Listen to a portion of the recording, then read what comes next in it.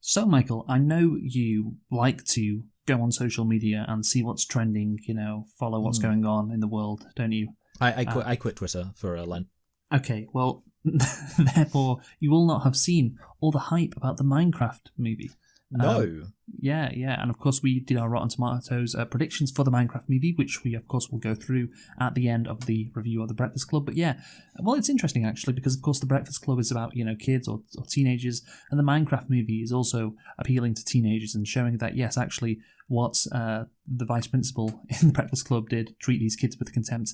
Maybe he wasn't wrong, because kids these days are getting worse. Because you have not seen the viral videos of just kids or young adults, I guess, going crazy. Whippersnappers of sorts. Yes, young whippersnappers going crazy at the Minecraft movie, all the screenings, and like throwing popcorn in the air. Some people bought like an actual chicken when the chicken jockey thing came up. Do you know what the chicken jockey is? Yeah. He's one of the, it's like one of the creepers, or like he's not a creeper. He's like one of the characters in the Minecraft expanded universe. Yeah, great stuff. Yeah, but I didn't know what a chicken jockey was either. But apparently, it's this big thing, and everyone went wild when Jack Black said chicken jockey, and everyone was throwing popcorn everywhere, and people were like pissing on the walls. Yeah. It's just like you have people who work at cinemas saying it's been the worst experience ever. Like they've got like 1,000-yard stares. Yes, exactly. So yeah, the Minecraft movie has illuminated how bad Gen Z or even Gen Alpha, I don't know where the cutoff is, how bad they are and how screwed they are.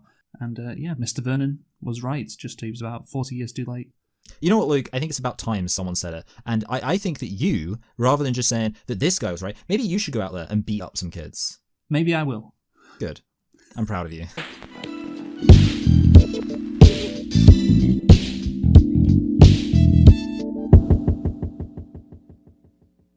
Hello and welcome to Select and Reflect, the movie review podcast where we look at films that have come out in the near and distant past. We give them a couple of watches and evaluate them beyond first impressions. I'm your host, Michael, and I'm joined as always by my co-host, Luke. And this week, we are celebrating the 40-year anniversary of the release of the movie Breakfast Club. And as you said, we're kind of celebrating because, Minecraft, I mean, everyone's been celebrating Minecraft. Yeah, that's another movie for the young people. And this movie is also for the young people escaping to a magical land of the school library. So, Luke, why don't you tell us a thing or two about The Breakfast Club? Nah, it's just funny, isn't it? The decline in movies aimed at, like, teenagers. Yeah, kids are retarded now. We've gone from The Breakfast Club to the Minecraft movie. And I don't even like this movie that much, to be honest with you. Whoa, spoilers! Okay, but yeah, it is the Breakfast Club, by the way.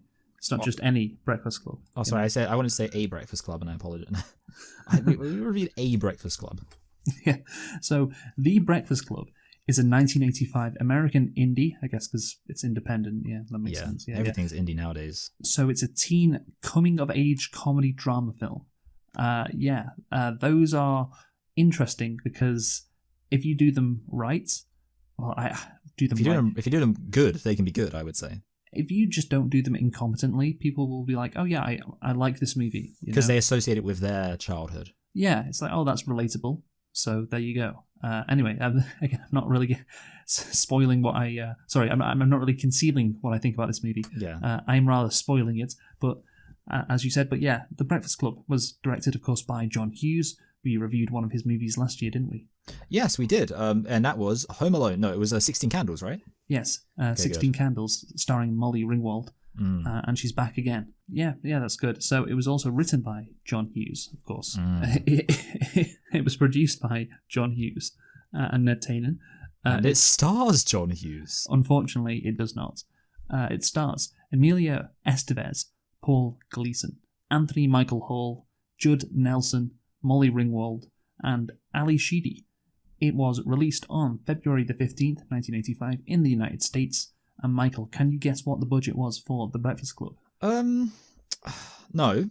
Well, hold on a minute. Like, this was filmed in, like, one room, presumably in a day, so nothing. And I don't even know if the people in it were famous at this point. I mean, the best case scenario is like John Hughes was embezzling some money because he had, like a decent, platform. It was filmed back to back with 16 Candles. That is really interesting. Okay. Yeah, so I don't think when it was filmed, Molly Ringwald would have been famous at all. Yeah, so all of this makes me think it must be kind of low. I'm going to say fucking like 4 million. I don't know, like I could be like off with inflation and stuff. Well, it's an independent movie. Okay, so let's say fucking like, I I mean, I'm just thinking, like, how cheap was money back then? 1985. 1985. The guy says $31,000 is a big salary, which is funny. Yeah, okay, yeah. You're right, yeah. 31,000 is a big salary. I mean, I didn't want to go lower than 2 million because that just seems crazy for like a movie by a really famous director. But fine, okay, I'm going to go 500,000, Luke. You're such a fucking... He wasn't a famous director when he made this movie, was he? I don't know his timeline, to be honest. I don't know how. Okay. Right, we did go through this in 16 Candles. What was this? So was this like his first? Was this like his second movie? Yes. Oh, yes. Crazy. I think he was going to make this one first, but then he made 16 Candles first. But whatever. The point is, yeah, this was made on a very low budget. It was only $1 million. Only $1 million. But what was the box office? I don't know, but I'm going to guess kind of a random number, but I'm just going to say it made 50 million. I was hoping you were going to say that. Yeah, like that's much higher than it should have been, right? No, it's 51.5. Oh, lovely. Yeah. And so I was hoping if he just says like 50, then yeah, he's got it, and he did. So well done. See, it's always higher than you suspect. Yes. Yes. So Michael, did you like? Actually, you know what? One of our good friends, Dylan, who is a great friend of ours, he loves. I don't know if he loves this movie. He like it's one of the only movies he's actually seen and actually remembers. So that's interesting. But my question to you is, do you like The Breakfast Club? I thought this movie was kind of boring. No. Actually, let me rephrase that. See, the thing is, you've emboldened me by making it clear that you're not a huge fan of this movie. I think for me, like my big issue with this film. So let me just say this. Okay, the movie's like fine. I like the premise. I was thinking, obviously, like because the unique thing about the premise is just them in a room the whole time. I hadn't seen The Breakfast Club when I was a young whippersnapper. I only saw it as an adult, and I'd always kind of assumed that they were in a succession of breakfast clubs, because the fact it's called The Breakfast Club implies it's like something in the morning. So I was thinking it would be like over a series of days they kind of get to know each other as they have to show up for this early morning detention, which they call The Breakfast Club.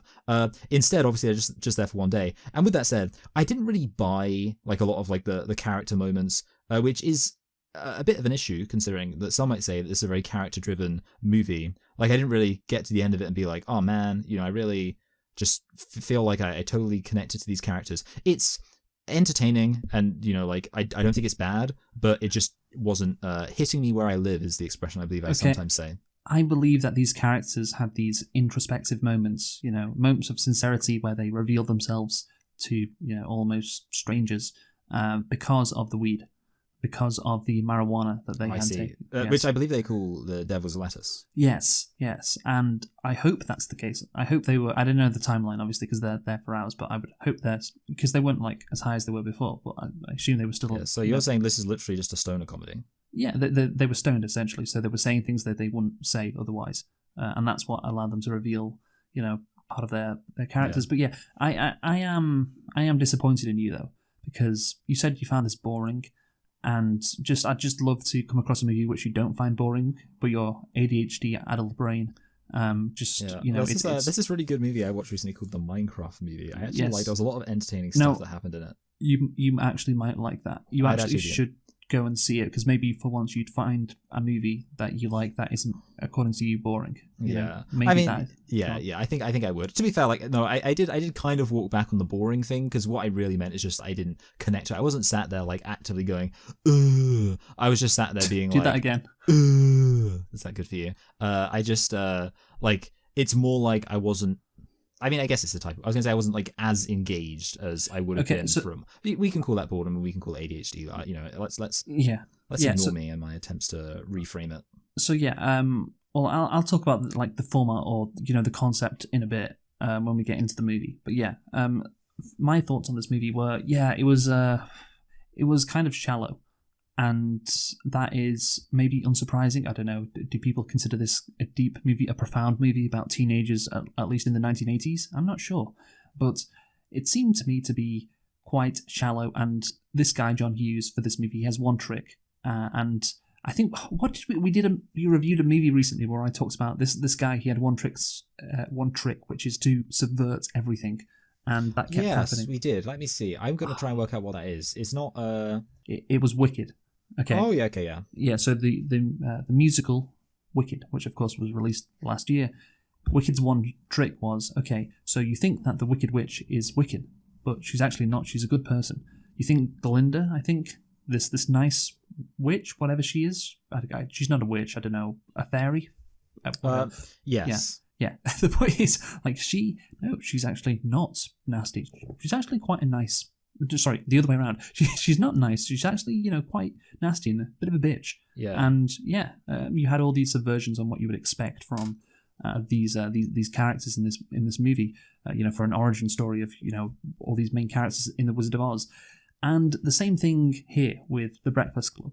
So that's what I mean when I say it's quite shallow, because there's a lot of like, you don't know me, man. You don't know what it was like for me. And like, well, maybe I don't know you, but maybe you don't know me. Because maybe the reason I don't know you is because my dad beats me up. Yeah, you don't know my dad beats me up even harder than your dad beats you up. Yeah, so the one trick John Hughes uses over and over again is, I guess it is the source of all their problems, their dissatisfaction, is they don't like their parents. Yeah, I like my parents.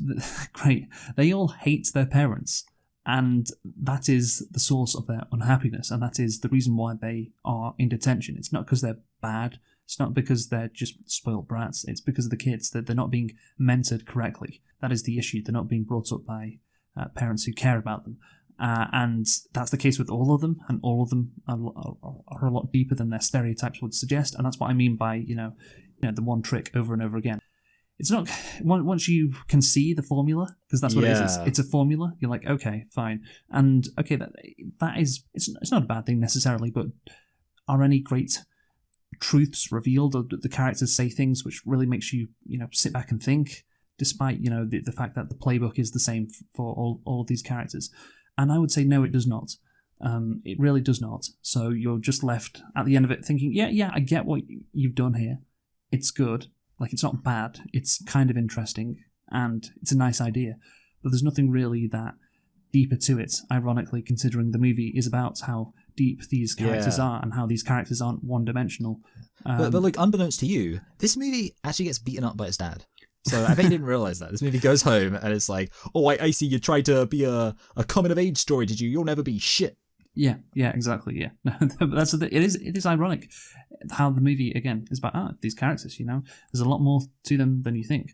But the movie, it is actually quite shallow in what it is just trying to say or do. Again, like these parents, these authority figures, the teachers, they just don't get the kids. They don't care about the kids, and that causes them to act out. And they're real people and shouldn't be just put into these little cliques categories, And it's like, and again, you could say, well, maybe the movie isn't trying to do more than that, which is fair enough. But the way this movie has a reputation of being one of the great coming of age stories, and people love this movie, and I'm like, it's not that good to have that reputation. There's a reason why we are reviewing it for its 40-year anniversary, of course. It's because it's really, really good. Yeah, well, it has this great reputation. It was inducted into the Library of Congress in 2016 for being culturally, historically, or aesthetically significant, and the film has been considered as one of the best films of the 1980s and one of the best teen films of all time. Now, I don't know about teen films because they're mostly shit, but in terms of one of the best movies of the 1980s, it was a big decade, 10 years, a lot of good movies released in that decade. No, it's not. So that's why I'm being negative on the movie, because of its reputation, and why I don't think it's bad. But again, you come at me with these expectations, and I'm like, meh, it's fine, and it doesn't deserve the praise it has gotten. So yeah, but we're going to get into it now, Michael. So how many nitpicks do you have? I actually have 0 nitpicks. I have what could have been a nitpick, but I'm just going to say there was something that happened that made me think. No, actually, I'd rather talk about this during the plot, because it's very relevant to something that happens in the plot. Okay. So that's just a little teaser for you there. Okay, I'm interested. So yes. My nitpick it's a nitpick on us, really. I didn't realise the movie was set on the 24th of March. Otherwise, I probably would have asked us to review it last month. Yes. Well, I didn't even pick up on that as I was watching the film. So Jesus fucking. He says it right. He says it right at the start. The 24th of March, does he? I mean, I probably, when he said those words, I probably let them go in. But, because I think the reason is because I don't really, organize when we do the films and stuff. If I was in charge of that, I probably would have thought, oh, actually, yeah, I should have, but yes. Yeah. Well, so I can understand why you noticed it. It's just because we were a month off, and I was like, we could have done this around the 24th of March, but whatever. Anyway, so, my lit pick, by the way, because I do also have a lit pick, the soundtrack. Don't you... I thought you were going to. Oh yeah, sorry. I mean, forget about me. The thing, I mean, I'm gonna interrupt you here for a second and just say, I don't know if this is what you're gonna say, but I think like part of that, like that soundtrack, it makes the film feel more iconic than it is. Yeah, I think so, but partially, yeah, because it is a great song, to be fair. Yeah, like there's something about like in my head, I feel like people insert themselves into like the mind of like, even though I don't, like it's kind of weird to me that this isn't about leaving school, because it feels like it is about leaving school. And in my head, I imagine like someone kind of like when they see themselves leaving their high school for the last time, they see all their friends going away, they hear in the back of their mind, "Don't you forget about me." Yeah, and the last shot, of course, with that music playing over the top. It is an iconic last shot with the music, so that's why it's been parodied before. And yeah, it is a nice shot. But yeah, my bullet pick was that it was actually, it was created by a British band, Simple Minds, and actually was made for this movie. Oh, that's interesting. Yeah, so Don't You Forget About Me became a breakout hit and a 1980s anthem. Yeah, one of the most iconic. Good old Simply Red. Yeah, songs from the 1980s, and the single reached #1 in the United States and Canada. Yes. Now, wasn't the guy who, obviously we all know the famous example of a song that everyone likes that was made for a movie is Everything I Do It For You. Wasn't he also British? I don't know. Okay, so my theory is that you should just get British guys to write music for films, but of course, they'll be huge successes. Seal did Rose for Batman Forever. Oh yeah. Kiss from a rose and ooh do do do do do do do do. Now that your rose is in bloom. I mean, tell me a better song for Batman. You can't. It just sums up Batman so well. But so shout out! Don't You Forget About Me. We won't forget that anytime soon. So let us now get on to the plot, Michael. The film tells the story of 5 teenagers from different high school cliques who serve a Saturday detention overseen by their authoritarian vice principal. They discover how they have a lot more in common than they first thought. Yeah, that's the premise. Tell you what, how about like a whole Saturday, like a whole day Saturday detention? That's pretty intense as like a punishment. Yeah, and yeah, again, it's interesting that the whole concept, because again, John Hughes, I think he was trying to think, well, how can I create a movie where we have we show these kids, are actually deeper than their one-dimensional, portrayals, I guess, in media or what authority figures think of them, teachers or parents or whatever. So yeah, we need to get 5 of them together. Well, the detention, that makes sense, but yeah, it is weird, isn't it? How you're in detention for 9 hours, aren't you? Yes, that is so, and like just to be sat there, it's kind of funny because like, honestly, the fact that they were all kept together, that guy who was like, oh, I'll get some studying done during my detention, like that would make perfect sense, to be honest. Like it's like the fact they're all together means essentially they are just like, you can't realistically like do any work because all these other people are going to be distracting you. It's 9 hours, so literally just 9 hours of doing nothing. Bullshit.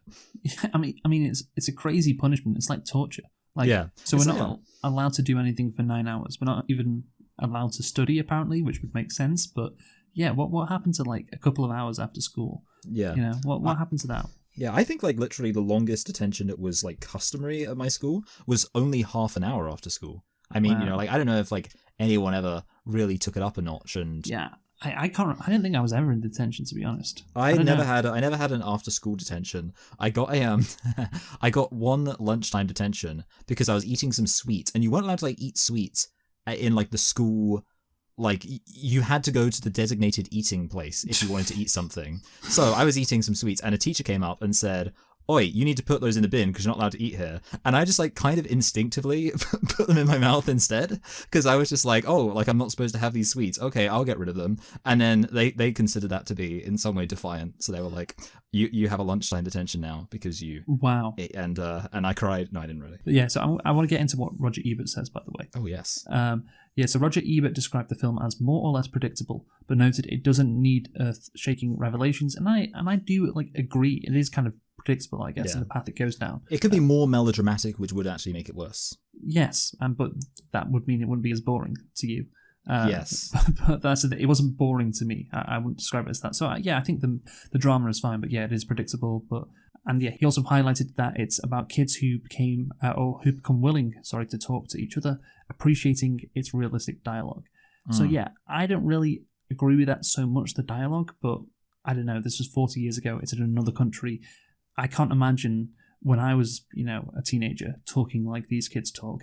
And yeah, I put down in my notes, these kids are US movie kids. They are earnest in a way that I don't think British kids would be, or maybe that it was different in the 80s. Maybe it could be. I don't know, but yeah. Do you think this is the quintessential 80s movie, perhaps?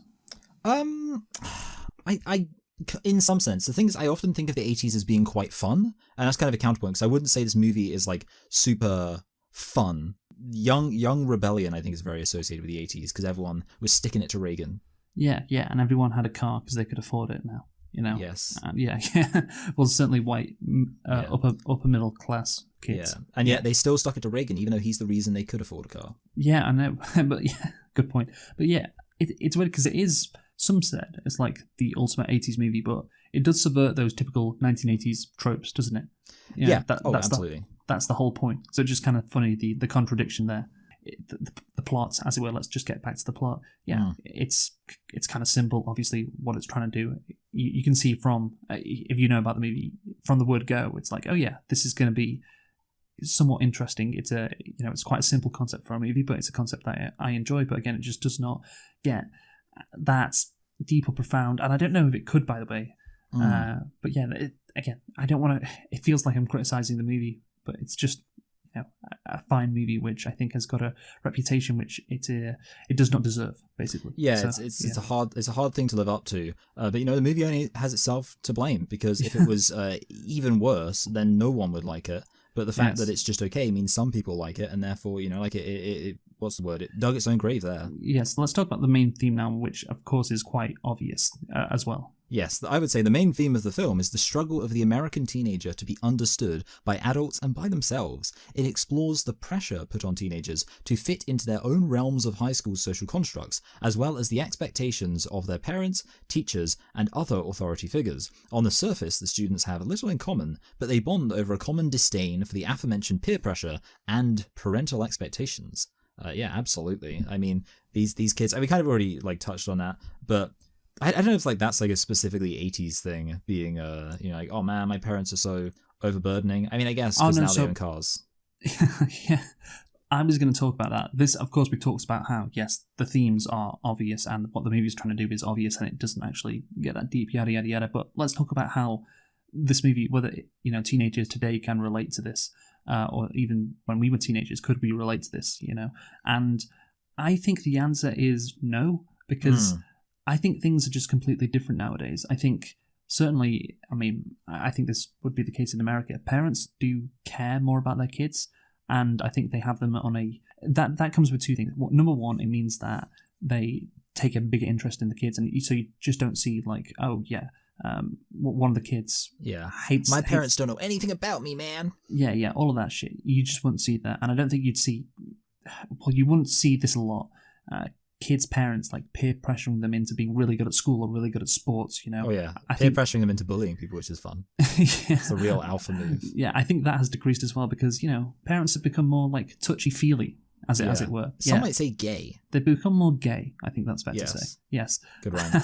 And the weird girl, whatever she's called. The weird one, Molly Ringwald. No, the other one, black-haired one. Yeah, she says, my home life is unsatisfying, which is just the whole thesis for the movie. But yeah, it's the case for all of them, of course, and I think today that is less likely. Today, I don't think kids would find their home life that unsatisfying because parents just generally care more about their kids, and that means they're more protective. Maybe it's because all these Generation X's, when they grew up, they decided they were gonna put in, what's the word? They were going to put in the effort to be good parents. Yeah. Well, things might have gone too far the wrong way. They might have been coddled too far the other way. Yes, it could mean coddling now, because I know there's stories of. I think maybe this is quite common. Of course, we didn't have it when we were growing up, but the technology which allows you to just track your kids, so you know where they are at all times, basically. Which again is kind of the complete opposite of what these a lot of these parents are doing apparently, and. That comes with the additional benefit of you care about them, you want to know what they're doing, you don't want to put too much pressure on them, maybe, and that could maybe mean you coddle them. But again, we're talking about a completely different dynamic with parenting today in modern America and the UK, I'd say, compared to in the 1980s. So I don't think this movie is actually that relevant today, to be honest with you. And I don't think you'd ever find a teacher as what he's called Mr. Vernon, right? That's his name. Yes. Yeah. You would never find a teacher like Mr. Vernon in a high school in like a upper middle class America or in the UK either. No, yeah. I mean, to be honest, like Mr. Vernon, you know, maybe we need a few more Mr. Vernons. Like, he's a real hero. Have I ever told you I had this one substitute teacher who like actually like dared a kid to punch him in the face? It was actually, the thing is, like, everyone kind of walked away like respecting him because he was actually like really old. Like he looked like he was like at least in his 60s, and there was a kid who was like pretty aggressive, a real bender. That's what the kid? He's not called Blender, is he? Wait, I feel like no. Okay, he's Michael, called Bender, which is fine because he's gay, yes. right? I mean, it's said so many fucking times in the movie. Yeah, but you know, like sometimes I feel like, you know, maybe he could be called Blender, and I just didn't hear. Anyway, a real one of those kids, and he was being aggressive, and this guy was like, "Oh, come on, take a shot, punch me in the face if you think you're so hard," and then he couldn't do it because, fun fact, you can't punch a 60-year-old and still look hard. I don't know if you know that. Yeah, no, but some substitute teachers are weird because we had a couple of substitute teachers sometimes, and oh god, it was clear why they were substitute teachers. Let's just say that. But yeah, I don't think normal teachers would behave like Vernon does. Yes. Yeah, it's certainly nowadays and not like years ago. Again, that, you know, parents just.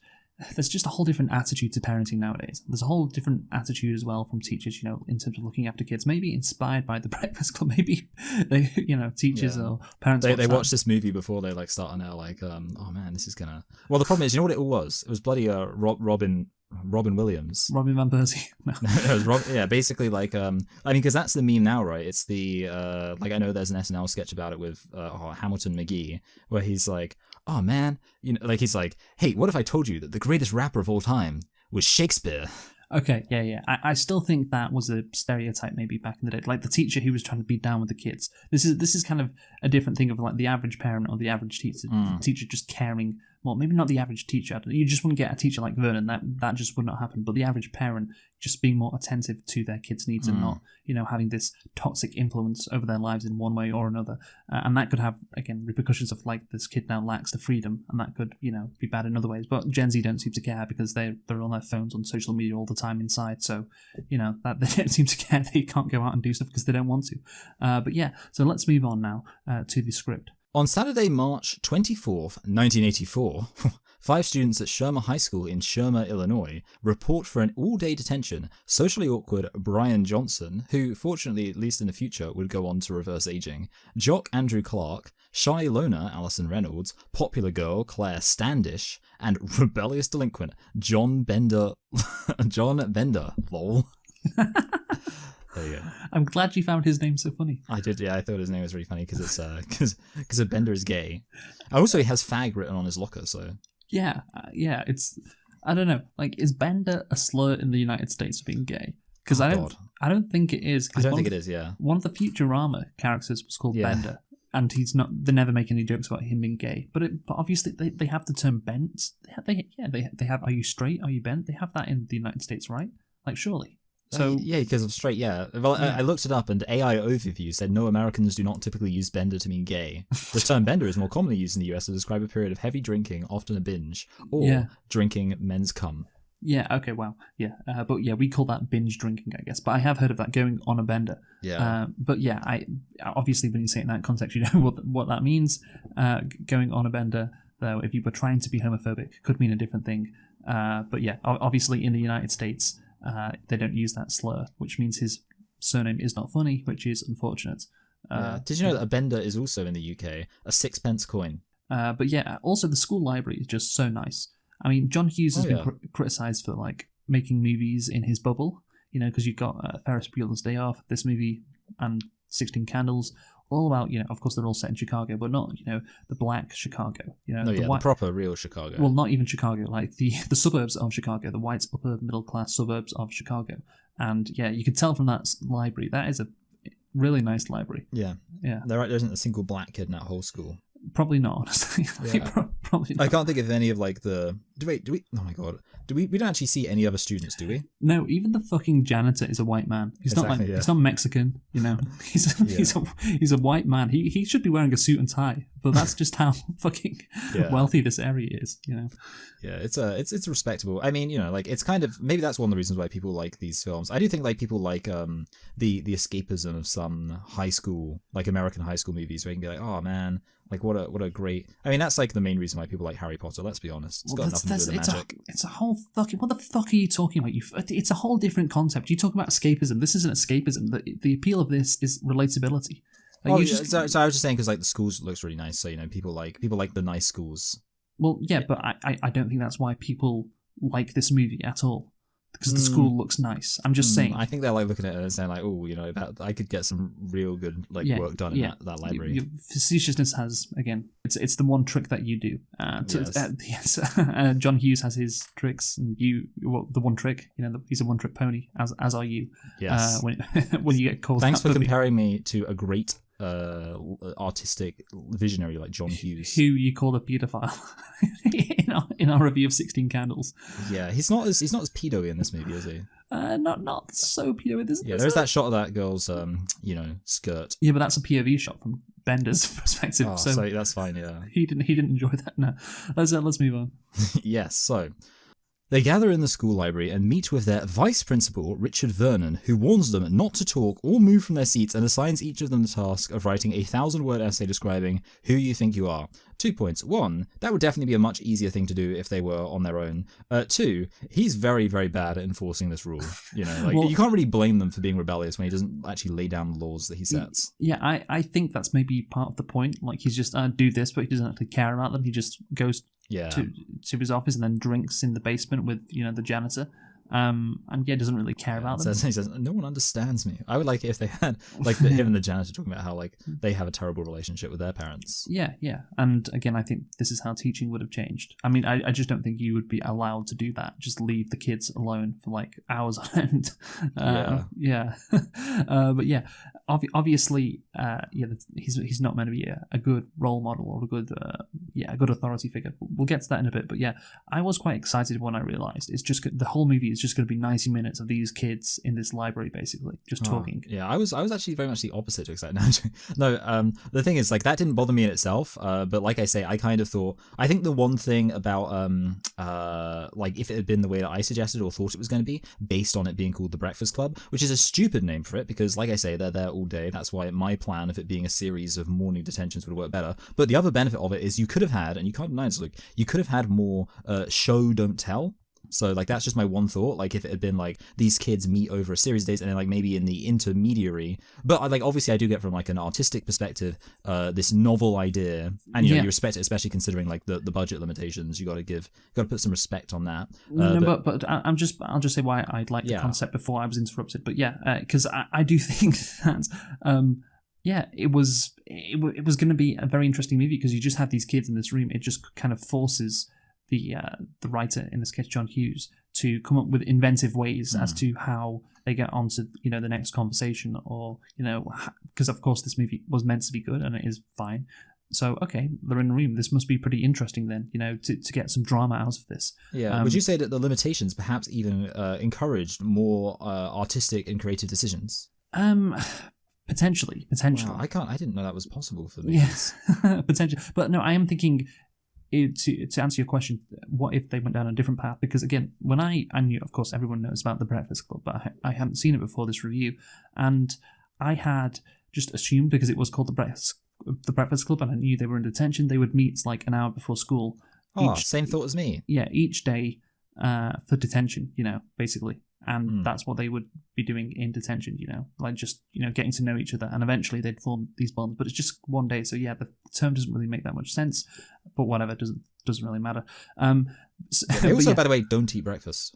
They don't. That's a good point. That's a great point. They have lunch, but they don't have breakfast. Yeah, but the point is the limitations of we only have these kids in this room for one day, and we got to get them we got to get them connecting in a way which maybe if they were back each day, that would be more. It would be easier to do because it's day after day, and eventually barriers would be broken down, etc. But yeah, just doing it one day, I was like, okay, so there are going to have to be some pretty crazy things going down, pretty dramatic moments. And it was all just weed. And yeah, the weed, I guess, is the catalyst. So I guess that was the explanation as to why they form a bond and get close to one another. So yeah, it was. I wasn't thrilled when I saw that's the way it was going, but I was like, oh, okay, I guess that makes sense. I guess that makes sense. I guess that's just the way the world is going at this point, Luke. Right. Okay. So Bender ignores the rules and spends his time antagonizing the others and defying Vernon, who gives him 8 weekends of detention. The students sneak off to retrieve Bender's marijuana from his locker. When they see Vernon returning, Bender deliberately gets caught to allow the others to sneak back in. Yeah. So here's the thing about Bender. He's gay. Yeah. He kind of like one of the issues is that obviously I know that in the 1980s everyone liked rape, but especially people who were working on like stuff about people in like a school environment. Like obviously we had Revenge of the Nerds, lots of good rape in there, and like it's not necessarily rape, but when he's like hey, how about I close the door and we like take this stupid bitch's virginity, let's Well, to be fair, he did not say that. He made a comment which I think certainly in a contemporary context would be considered quite sexually aggressive and quite intrusive. And I was thinking to myself, like personally, because obviously in what I've just described there, we have both Bender being maybe don't communicate that he's a bit of a dick because he's a dick to authority, but that's okay. But also he has that like heroic moment of taking the we are going to talk about that. In a bit. Oh no, so we're not. This is you're on the right point. My I am. Yes, heroic. But yeah, basically, the thing about Bender is I never really liked him. I always thought no, he's enough of a twat that I don't think his acts of atonement make me be like, oh man, Bender. This kind of it did make me think about fucking. I know I'm like off on a thing, like a massive run-on sentence. Just the oh man, Bender. Okay. It kind of made me think about like Reality Bites, in that this is another movie where I've realized I'm just completely at odds with whatever was happening in the public consciousness in like the 80s and early 90s, where like because obviously my thing with Reality Bites, if you remember, is I was like, oh, like the Ethan Hawke's character is like a massive dick, like he's just a burnout. No one would actually like him. Everyone would just think he's like a massive twat. And like I didn't even pick up on the fact until the very end that no, he's supposed to be like the hero. He's supposed to be like the good guy. And I guess that like in the 90s and 80s, they just thought that being a complete twat was like the most lovable thing someone could be. I don't relate to that. It's not that big a deal, and actually, it's kind of charming if you think about it. Yeah, no, but I do think he's a bit too much of a dick for him to be kind of redeemed. I can understand why he'd be a dick considering his home life. That makes sense, but he has this heroic moments where he sacrifices himself, I guess, but. Apart from that, he doesn't really atone for his ways enough for you and I think me as well to get on board with him to be like, oh yeah, go Bender, yeah, I love Bender. We're not saying that. We're not Team Bender. I will say that the archetype that John Hughes created with Bender, this annoying guy who always has to be the center of attention and basically has ADHD, probably. Other personality issues. Yeah, that... Not that I can relate. Obviously, he has been abused. That could play into it too, but yeah... Not that I can relate. But yeah, that is fun. Well, it's not fun. What I mean is... It's fun that he was abused. I think that is an interesting character that he created, and I think it's a good archetype, because, I can picture this guy. I think he's realistic. Maybe he's a bit too performative. Maybe he's a bit too, good with his words, a bit too witty. But I think this guy is he's an interesting character that I think is kind of realistic and does carry the movie, honestly. Like for a lot of the movie, it's just the other characters reacting to what Bender does. So it was vital that he was in this movie. Again, a bit of a stereotype, but all of them are, of course, so that's fine. But I do think, he, just to sum up, interesting character. I like him, but in terms of him being a character that we root for, so I don't know. I don't really think so. So when he puts his fist up at the end, I'm not really feeling it as much as maybe John Hughes would have intended. Yeah, he thought we were going to be like so Team Bender. When he puts a fist up the guy's arsehole. No. He's so gay. He's so gay. He's the gayest person I know. Let's move on. Yes. Locked in a storage closet as punishment, Bender is further berated by Vernon, who tells him that he wants Bender to prove how tough he is. Bender is offered a chance to punch Vernon, but silently refuses. He soon escapes and falls into the library, where the others hide him from Vernon. It is interesting that Vernon's like sufficiently suspicious but doesn't bother to like go back and check the storage thing. But again, you can just say, well, it's because he doesn't really care. Yeah. Whatever. The main adult character, Mr. Vernon, is portrayed with arguably no redeeming qualities throughout the film. He consistently talks down to students, accesses private student information, and forcefully flaunts his authority at each opportunity. He continually and aggressively challenges Bender, who is the only one of the group who chooses to stand up to him. Which is it's really funny about like teachers, because they can't. Well, I guess he could maybe do something now. Like, he didn't actually wait for... Well, I guess he did. I was going to say he didn't need Bender to hit him. He could have just lied and pretended he did. But, like, the thing about teachers is, they have to have that psychological power because they can't actually physically hurt you. So I think this like, should be used for teacher training to say, hey, guys, look, even though you can't actually beat them up, you can just destroy them psychologically, and they can't do shit. Yeah, no, that is the way to go. Let me say this. I think if every teacher saw this message, then I don't think we'd have all these delinquents running around. Yes. That's all I'm going to say. You have a bunch of teachers watching this who have been retired for like decades, watching this movie. Yeah, it's like, jerking off. Yeah, Vernon didn't do anything wrong. Great teacher. I love it. But yeah, again, you can't teach like that nowadays. But it is also how you create this solidarity for the teenagers, because, okay, these teenagers, we need to have sympathy for them. We need to be like, yeah, I'm on your side. Okay, how do we do that? Well, the teacher is just a massive dick, literally. And yeah, that helps it make it a teen cult classic, and it's very 1980s as well with the, it's what's that episode in The Simpsons where Homer goes to college and the dean he's meant to hate, but I feel like isn't the literal episode called Homer Goes to College? Is that what it's called? Yeah. Okay, but the dean in yes, on that campus, Homer is trying to hate him because he's like, oh, the damn dean, always ruining our plans, but he's actually a really cool, chill guy. Yeah, and like, Homer, no one blames you for the accident. It's like, okay, you win this round, Dean. yeah. But so yeah, that it's a very 80s thing for the authority figure to be a complete prick. And this is the case, of course, in this movie. And yeah, so that fits into the 80s vibe. And also, yeah, you have sympathy for the teenagers. The teenagers can have this solidarity because they're all up against this guy who was completely unreasonable. So yeah, again, it's a nice tactic from John Hughes, even though I do think it is quite unrealistic at the same time. Yeah, he manipulated us, the bastard. But maybe I'm wrong, but I just don't believe an upper middle class school in a nice neighborhood would have a vice principal who was this psychotic, basically.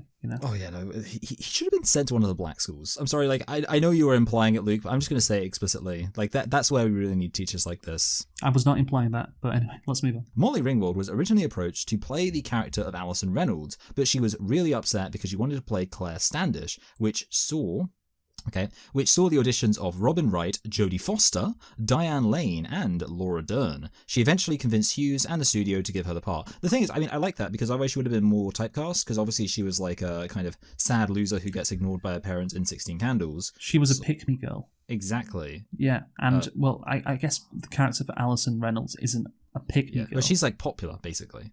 Like no, so I'm talking no. So Alison Reynolds. Oh, sorry, Alison Reynolds. Sorry, yeah, okay. Is the weird one? Yes, is the really weird one who is actually I think a bit too weird to be realistic, to be honest. Yes, yes. Well, it's worth noting, like, just to jump right to the chase, she fucking is like at the detention. She didn't do anything wrong. She's just there for fun. Yes, I think she has. Look, I don't know if she actually went to a therapist or goes to a therapist, but I would diagnose her, having seen her in this movie, this character, with several mental illnesses. Yeah, I think that is fair. Yes, but yeah, so Molly Ringwald, it's interesting that she wanted to play this Claire Standish. I guess she is more of the main character, and she is kind of deeper and more, because the fucking Alison Reynolds character that's the worst character in the movie. Oh yeah, she's just like yeah, because she's a weirdo, and there's nothing really more to her than she's weird. And she hates her parents, of course, but they all do. But then at the end, she gets turned into, this pristine girl that the jock finds attractive, which we'll get to in a bit. But yeah. That's her character. So the Claire Standish character is more interesting and more of a main character. And again, Molly Ringwald isn't going to get typecast then, perhaps. But yeah. So yeah, it made complete sense that she wanted to play this character. Yeah, I would want to play that character, frankly. Okay, right. The students pass the time arguing, listening to music, and smoking marijuana, gradually opening up about their home lives and their reasons for being in detention. Okay, so what follows now I've never seen before on Wikipedia, which you will see in front of you, Michael. It's a bullet point list. Yeah, bullet point list. All the 5 characters, what they reveal, which I've never seen before on a Wikipedia plot summary. But so we're going to talk about each one of the characters after you say their information. Yeah. Yeah. Andrew became influenced by jock culture and is intimidated by his father to succeed in wrestling. He was given detention for taping a student's buttocks together in an attempt to win his father's approval. Let's talk brass tacks here, Luke. Number one, wrestling is gay. The idea that like this character who's supposed to be a jock is into wrestling, super queer. Second of all, taping someone's buttocks together is objectively hilarious. So, if I was this kid's dad, I'd be like patting him on the back, high-fiving him too. so like, couldn't you just get like some scissors? Oh yeah, I was gonna like the way it's described it, it's like, oh yeah, like they tore off like his skin, like his skin came off, and it's like, Yeah. dude. So who tore the tape off? Was it him or was it this guy? Because like, I don't know, I'd just like go and find some scissors. you Yeah, know? or just like I don't know, like sit in a warm bath. Yes, Like I'm on a next level. yeah, because if you tore it off, well, that's another level. Like, you're also like torturing him now. Yeah, but that's a good point. Yeah, like he gave him like an involuntary wax, basically. yeah. But he didn't. The thing is, he didn't say that. He said I taped it together. He didn't say I taped him together and then tore it off. But yeah, Yeah, so this guy, this jock, he spends all his time wrestling with other young, hot, sweaty men, you know, Yes. on the floor, getting real close to them. Yeah. And then he spends his downtime fiddling with other kids' buttocks. What? Yeah, I mean, I don't know. You put two and two together, you know, it's easy to come out with the conclusion that the real Bender is not. yeah. I was gonna say yeah, exactly. Yeah, It's not John Bender, whatever his name is. But yeah, this guy again. It's when he was again. I hope this is the only explanation that would satisfy me is okay. He was stoned, he was high, so he was revealing a lot. Like, this is the most introspective jock ever. Like, this is the most emotionally vulnerable, you know, earnest jock that has ever existed. You know, the fact that he's talking about how he doesn't like this culture, that, you know, he hates being pressured by his dad, you know, all this, you know, he's basically coming out against toxic masculinity. oh which yeah. was a phrase that no one knew back in the 80s. Yeah, you let know? me tell you, you couldn't make this movie nowadays. You couldn't No. have someone challenging that. You couldn't have what's that fucking like show that Keir Starmer became a hero Adolescence. about? Adolescence, yeah. This was the adolescence of its day. Yeah, no, but literally it kind of was. I think, but just not with a serious. So adolescence was, I haven't seen it. It was about someone getting their butt taped together. Right? Did you do it? Did you tape the butt together? Sorry, it's Stephen Graham's in that. Yeah. Stephen Graham. Yeah, oh yeah, I got the accent wrong. Did you take that kid's buttocks together? Was that you? What about it's like it could have been like This Is England. Like did you take that black kid's butt together? Well done. Thank you. Yeah. Anyway. So yeah, I'm just saying about the jock. He is very. It's too far, and maybe the weed played an impact. But this guy is this is just such a emotionally vulnerable jock. And again, about something that's very funny. Yes. The other thing, like the only brief thing I was going to say, is also kind of interesting. He's the only one where like his dad actually shows an interest in his life, and even then he's complaining. So it's like these kids you just can't win. Just like, you want a middle ground. You know? Yeah, he's basically saying like, "Oh, my dad like patted me on the back for getting detention." Well, it's it's not the case that Brian's parents also show an interest. Oh yes, Too much so, of course. Brian is under so much academic pressure from his parents to get good grades that he contemplated suicide after getting an F in shop class. He was sent to detention for bringing a flare gun to school. I didn't realize. You know what? I completely blanked out them clarifying it was a flare gun. But let me tell you something about this, Luke. Have you ever seen the Breakfast Club like parody comedic sketch? No. Okay, because this is what I thought about. So it's the Breakfast Club. It's these kids sat in like detention, like, oh, what are you in it for? And I was like, oh, I skipped school. Everyone's like, oh, I like, you know, beat up another kid. Everyone's like, oh, I'm just here to make friends. And then it just cuts up and it's like, I was responsible for the school shooting. Yeah. And they're like, what? Why did you only get detention? Yeah, but this was before Columbine. No, yeah. Nobody knew about school shootings. It wasn't in the consciousness. Yeah. So when but obviously I like seeing that sketch before I'd seen the actual thing. So like I was like, oh, like it's just like it's a joke. Like the entire joke is here. But like when he said, oh, I brought a gun to school, I was like, wait a minute, was that sketch like actually like he? But no, obviously it's fine. He was just going to kill himself, which is who cares. So yeah, so I think with Brian, yeah, again, it's kind of a stereotype, and again, like this nerd, like nobody would think about, you know, this nerd killing himself, you know. He's just like, oh, this fucking nerd, you know, who does what his parents. But yeah, he's pressured so much. He's just gonna commit social suicide. Yeah, that's exactly. But yeah, that's what he's doing, and so it's like, oh wow, I didn't know that. I didn't know they had feelings. I didn't know this character could have those kind of feelings. You know, why isn't he just wanking and watching hentai? No, well, it wouldn't be hentai. What was, I don't know. So you're asking like what was porn in the 80s? No. I was like, what would a nerd watch in the 80s? I mean, I guess they read like comic books, you know. Yeah, Yeah. like Spider-Gwen. I bet like the thing is like it's kind of crazy. Like a lot of comics have literally just been within like since the 90s. Like, Yeah. Well, yeah. So they didn't even have a black Spider-Man back then. okay, so let's move on to Claire. Yes, let's ignore that nerd. Well, we spoke about him enough. All right, Claire's. The thing about the Brian, it's also kind of a bit of a cliche to be like, oh, I'm like really smart, but it's like too much pressure. Claire's popularity subjects her to intense peer pressure. While her bickering parents use her against each other, she received attention for skipping school to go shopping. Well, you just said bitches be shopping. women be shopping. Yeah, to be less misogynistic, of course. Yeah, no, but what you said before about they're all stereotypes. Well, you said Brian was a stereotype, and I'm saying yes. I think they are all stereotyped. That's really judgmental of you. Luke. Yes, the jock is the interesting one because of how introspective and emotionally vulnerable he is. Again, that's one of the stereotypical emotional jocks. Yes, again, that's interesting. But the rest of them, of course, like his facade is stereotypical, and I think maybe with Brian, with Claire, with Bender, and with Allison maybe as well, although I'm not so sure. The facade is stereotypical, but also what's going on inside of them, or what they actually feel, is also stereotypical. Like, oh yeah, this popular girl actually is having problems at home, and her parents don't like her, and she doesn't feel like she's loved, basically. And you have the Bender guy who's he acts up at school because he's abused at home. Yeah, that makes sense. The kid who's really smart, he's peer pressured by his parents to succeed, and so he's quite depressed. Yeah, that makes sense. The jock there was interesting because, again, like, jocks are not that sincere and earnest about I hate toxic masculinity. That just never is the case. So that's why he's interesting, and again maybe a bit unrealistic. But nothing really to say about Claire. Really, she's not that interesting, I'd say. I'm happy to move on to Bender. Yes, of course you are. Yeah, Bender reveals the physical and sexual abuse he and his mother suffer from his father. It doesn't say sexual. He and his mother suffer from his father, including cigar burns, as well as other injuries he has sustained from his father. He is serving a detention for pulling a false fire alarm. That's like a pretty tame. I like how the kid is just like, yeah, my parents really want me to get good grades, and he brought a gun to school. Yeah. And meanwhile, the kid's like, yeah, my dad beats me up every single day. Yeah. I pulled a fire alarm. It's like, okay. Wow. Yeah. So again, the what I said before about he's this guy who's a bit of a dick, but behind it all, his home life sucks and he's abused. Yeah, and that's very obvious as like an explanation. Yeah, that is a stereotype. Yeah, like, why does he act up at school? Oh, because his father burned cigarettes onto his arm. That'd do it. And it is again a stereotype. So yeah, and then we have Allison, of course. Yeah, I want to know why the father acts up. Maybe he should have showed up and been like, well, my parents. But anyway, Allison is compulsively dishonest with neglectful parents, constantly stealing things to use. Constantly stealing things to use should she ever run away from home. She admits that she showed up to detention for lack of anything better to do.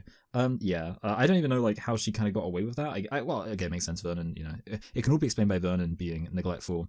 I mean, like, I guess it makes sense at the same time. Like, just fucking like get some real friends. It's kind of like stupid because the only reason it bothers her that her parents don't pay attention to her is because she doesn't have any friends. But the reason she doesn't have any friends is because she's weird, and the reason she's weird is because her parents ignore her. Just there's an obvious solution here: break the cycle, make some friends at Breakfast Club. Yeah, exactly. And again, I will say again, like, she is extremely weird. Like, I think she might have several mental illnesses. I don't. Yeah, like, mentally she's just bad. Like, she what she does with her sandwich at lunch. That's like some kind of autism, I feel. It's not just like, that's not autism, that's fucking... Well, I know like a lot of autistic people are definitely weird about food, but... No, but that's like, I don't know, that's like severe mental issues, to do that. I don't, like, autism is like, oh, I'm a picky eater, basically I'm still like 5 years old. Yes. This is just like, I'm going to put a bunch of sugar on my bread. That's what she's doing, right? I assume that's too, yeah.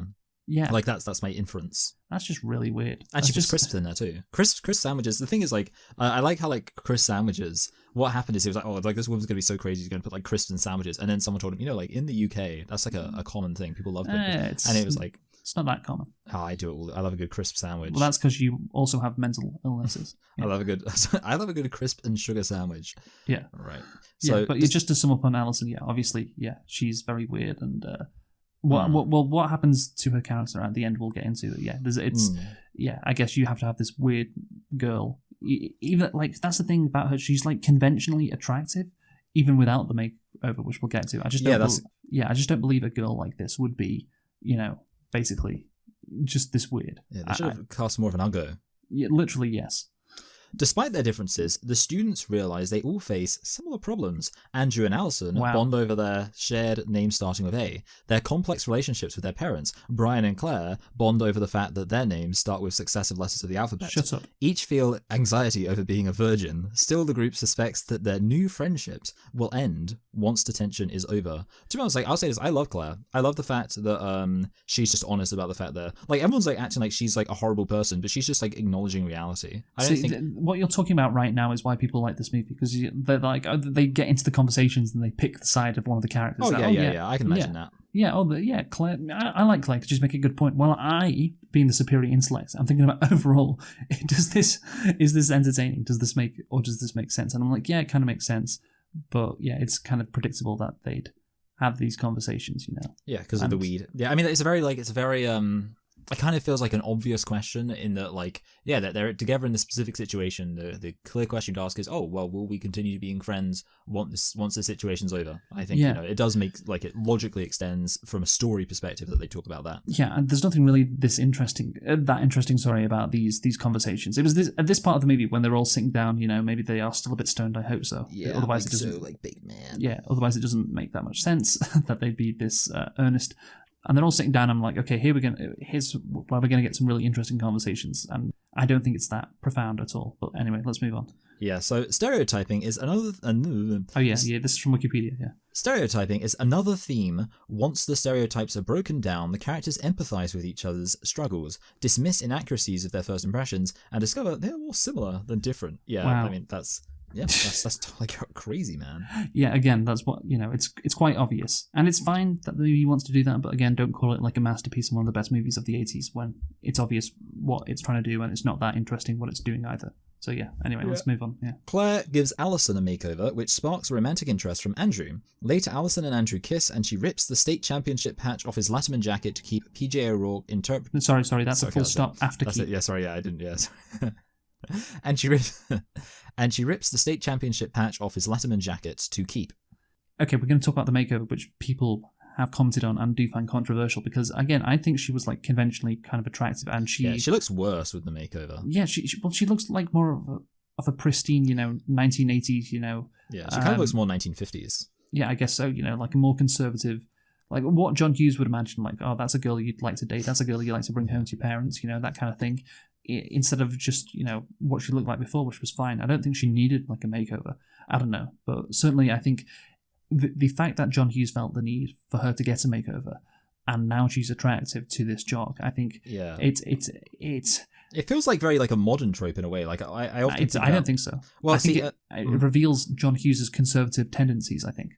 See, I guess like I feel like there's lots of movies, like I'm thinking about stuff like The Princess Diaries, where like there's a whole thing of, oh look, this plain woman who's actually like perfectly attractive but like, you know, she's probably got her hair like tied up and maybe she's wearing glasses. What are you talking about? This is a trope as old as fucking time. Yeah, but it's not a modern trope. Yeah, well, I don't know. Like I've only seen modern movies. No, okay, yeah, I guess you're right. But like in my head, I guess like people hadn't worked out women could be ugly before the like 1990s. Isn't that the whole fucking point of Cinderella?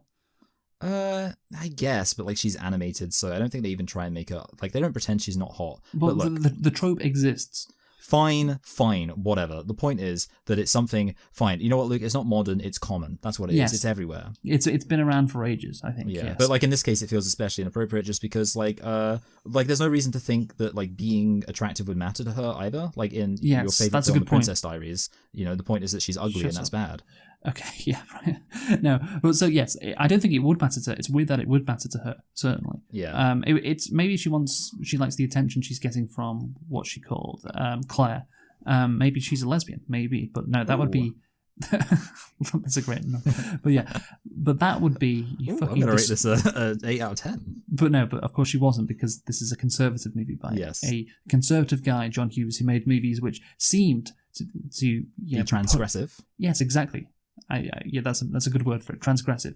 Like, as I was going to say, seemed to be pushing boundaries, but actually, you know, okay, all these kids are a bit more three-dimensional than people assume, but again, this fucking girl wants to be like Claire. She doesn't want to be weird. She wants to be like Claire, or that's what she aspires to, and the movie rewards her for that aspiration, because of course now she gets to kiss this jock who she likes. And yeah, I think again that reflects the conservative tendencies of John Hughes, as PJ O'Rourke we'll talk about now, but in a kind of in a different way. But go on. Yes. P.J. O'Rourke interpreted the film as reflecting conservative values, with students valuing individuality and goofing off, equating it to individual liberty.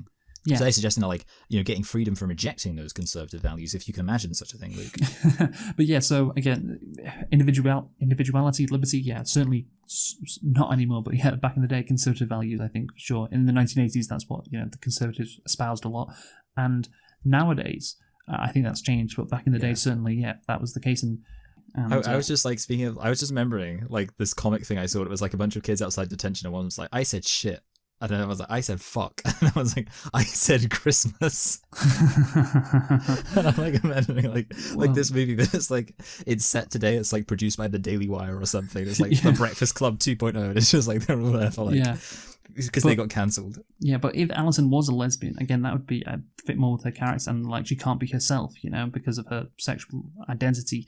But again, John Hughes would not do that because he is a conservative at heart, a small c conservative, as we can also see in with what we're going to talk about next. Yes, we can. Bender crawls back to the closet. Where Claire challenges her pristine reputation by kissing him. What a whore. As they leave, Claire gives Bender one of her diamond earrings, and they share their own kiss. Of course he wears it. Sorry. Yeah, exactly. In 2018, The New Yorker published an essay by Molly Ringwald critiquing Hughes' films in the context of the Me Too movement. She discussed how she explained to her 10-year-old daughter the scene in which her character appears to be sexually assaulted under a desk. The piece sparked debate. Some accused Ringwald criticizing the director who launched her career. Oh my goodness, imagine criticizing the person who launched your career. Yeah, but look, I know. The reality is, that would be like you criticizing me. All the way around, pal. Yeah, that's the thing. Yeah, obviously, it is crazy that he basically gets rewarded when he's clearly, but it's the 80s again, as we've established. Well, yeah, again, they liked rape was fine back then. Well, John Hughes didn't think rape was fine. John Hughes did think rape was fine. No, John Hughes didn't think it was that big a deal. Oh, who cares if you? I don't know what the fuck does Bender do? Does he bite her thigh or something? I don't even know what he does when he's down there underneath the desk. He bites her clit off. She actually her reaction was pretty understated, all things considered. But yeah, it can be interpreted as sexual assault. And yeah, Molly Ringwald is right to say, hey, yeah, this is not okay, and it's weird for, again, just like in 16 Candles, oh yeah, do you want to go and rape my fucking drunk asleep girlfriend? Do you want to go and do that, you fucking nerd? That's what the jock says to a hero, to Michael Hall in that movie. So yeah, and again here it's oh yeah, I sexually assaulted you, and also I have been a dick to you basically the whole movie.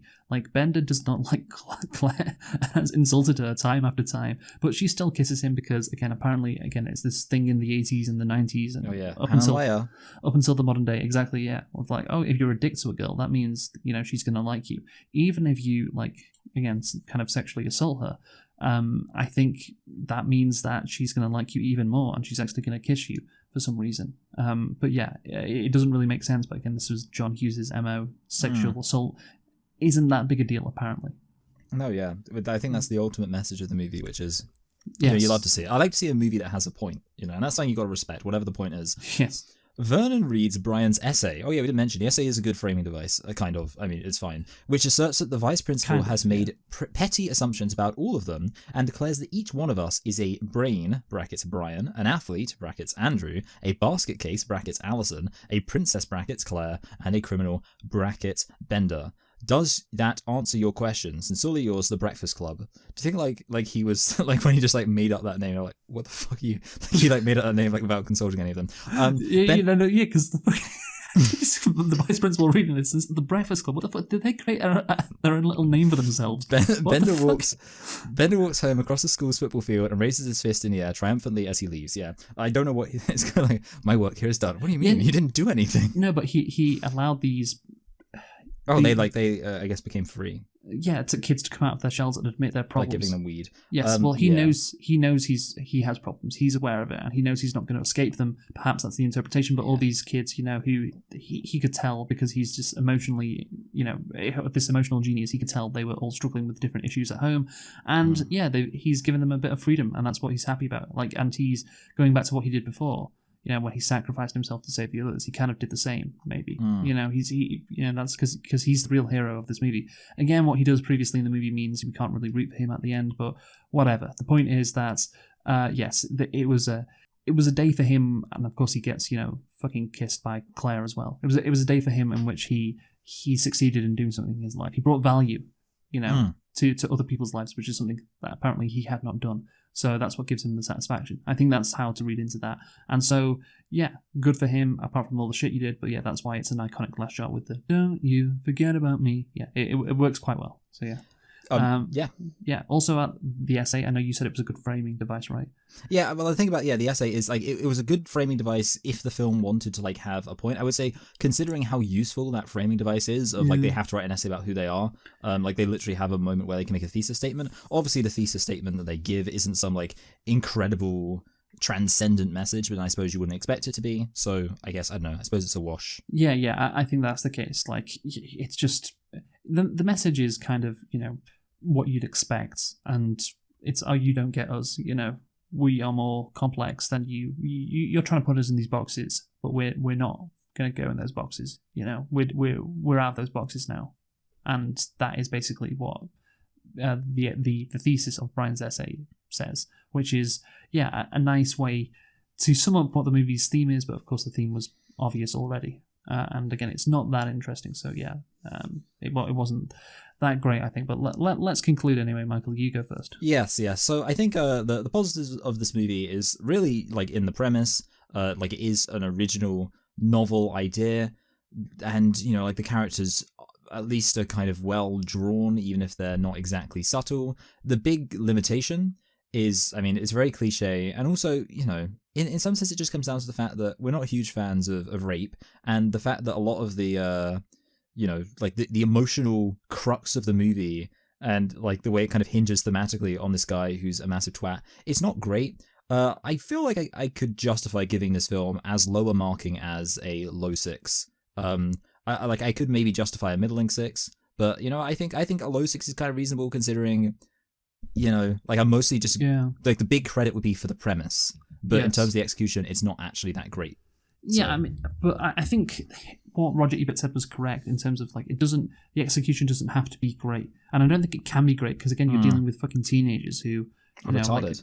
They're a bit deeper than we all thought. Great, that doesn't really blow my mind, to be honest. So, and I don't know how you could make them more interesting than what they are because they're meant to be somewhat normal teenagers who are a bit screwed up, and that's the whole point. So. Yeah, I just think this movie is limited by what it can do, and the reason why we've kind of criticised it is because it has this reputation. But again, it's a fine movie. I think it does the job that it wants to do well. It's just that the job isn't that great in the context of movies as a whole. Like in terms of like the best movies of the 80s. There's much better movies than this. So yeah, I think a 6.5 out of 10 is fair. Like that's a fine movie. It's a good movie. It's good, but it's not great and it's not amazing. Just because of what it tries to tackle. And it would be a pretty incredible movie. I'd be pretty impressed if somehow, this concept made me give this movie like a 9 or that's a good point. 8 out of 10, because then I'd be like, wow, okay, that's really, really good in a way which I just wouldn't have expected. But again, it's what happens in this movie is expected. What happens in this movie is predictable. It's not that crazy. Therefore, 6.5 out of 10 is fair. So let us now talk about the Minecraft movie, Michael. Let us talk about that, because of course you predicted it would get 75% on Rotten Tomatoes. And you predicted lower, didn't you, Luke? And you're right. And I'm a fool. I thought it would get 63. It ended up getting, this was like a week ago, I put this score in, 49. So, not so good, right? Not so good. I don't know why you had so much faith in this movie, honestly. But the thing is, I still do. I genuinely still believe. If you ask me now, I think it's going to pull it back. I think there's going to be a new wave of critics who are going to come along and they're going to love it. Yeah. So you were 26 off. I was 14 off, and of course, this is our first predictions of the new year. So that means, of course, therefore, you have a score of 26. I have a score of 14. The lower score is better, so that means I am ahead of you by 12. We will see what we will guess in a few weeks' time. But what will we review next week, Michael? Well, next week we're going to be reviewing a quite similar movie in many, many ways. Revenge of the Sith. Yeah, about like teen angst without exactly, teen angst. But yeah, thanks for listening to our review of The Breakfast Club. We've been selecting and reflecting on it because of its 40-year anniversary. Join us next time for Revenge of the Sith. Goodbye. Goodbye. And also, I've been Michael.